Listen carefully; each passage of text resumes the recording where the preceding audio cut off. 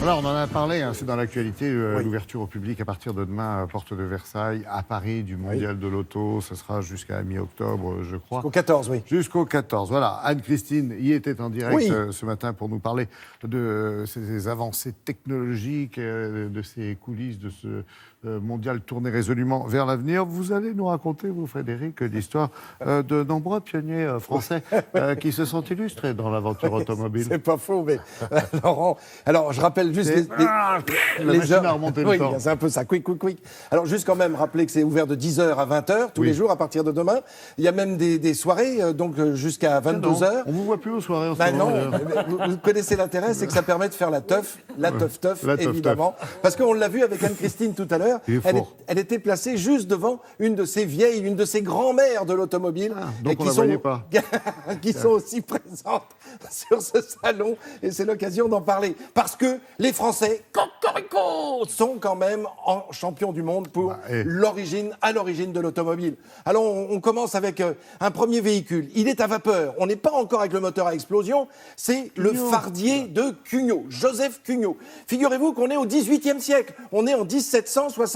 Vous vous rendez compte? Donc il invente ce véhicule. Alors ça s'appelle un Fardier, F-A-R-D-I-E-R. C'est fait pour porter le fardeau, évidemment, comme son nom l'indique, avec cette grosse machine qui est placée à l'avant du véhicule et qui est la machine à vapeur qui permet d'être automobile, c'est-à-dire de ne plus être tracté par la traction animale. Fini les chevaux, fini les bœufs. Ouais, vous aviez une de bœufs, vous, non? Une cochon-mobile, moi. Alors, autre personnage, c'est la famille Bollée. Bollée, alors on l'écrit B-O-2-L et accent aigu E. La famille Bollée, je demande le fils, Léon, parce qu'il y a le papa, Amédée, l'autre frère, Amédée aussi, Junior, et Léon Bollée. Et alors eux, ils imaginent une voiture, la première véritable automobile à vapeur. Ce qu'on avait vu là, c'était de la technique. Là, maintenant, on est en 1873. Et regardez, c'est un véhicule qui peut transporter 12 personnes, ce qui n'est quand même pas rien. Avec des amortisseurs et tout. Et absolument. Et ils imaginent déjà un volant. Ils ne le mettent pas sur tout leur véhicule, mais ils imaginent un volant qui remplace ce qu'on appelait la queue de vache, qui était un manche qui vous permettait juste de faire tourner les roues avant, on le comprend bien.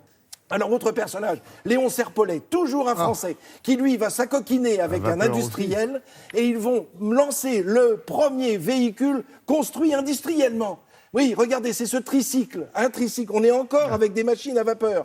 Vous vous rendez compte que l'automobile, là c'est un tri-roue, puisque c'est un tricycle, il dépose le brevet, il demande à la ville de Paris s'il a l'autorisation de circuler, oui, mais pas plus de 16 km/h, lui répond-on. C'est depuis toujours que la ville de Paris, d'accord. Et ce qu'on a vu avant, c'était 40 km/h, vous voyez, donc finalement, plus de 100 ans plus tard, on est toujours à la même vitesse. Alors là, on va changer, on va passer avec les moteurs à explosion. Alors là, évidemment, c'est une vraie révolution avec deux personnages, René Panhard et Émile Levasseur. Voilà, René Panhard et Émile Levasseur sont copains. Ils sont poteaux.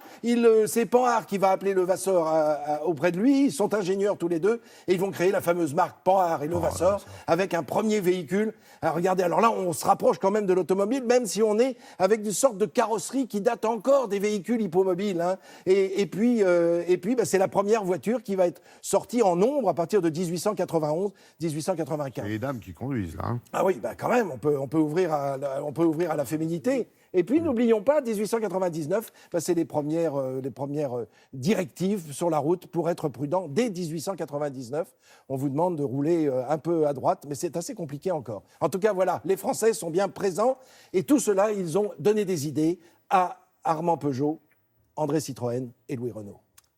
Et ça, c'était une histoire contemporaine qui se décline aujourd'hui au Mondial de l'Auto. À partir de demain, 10h. Merci beaucoup, Frédéric.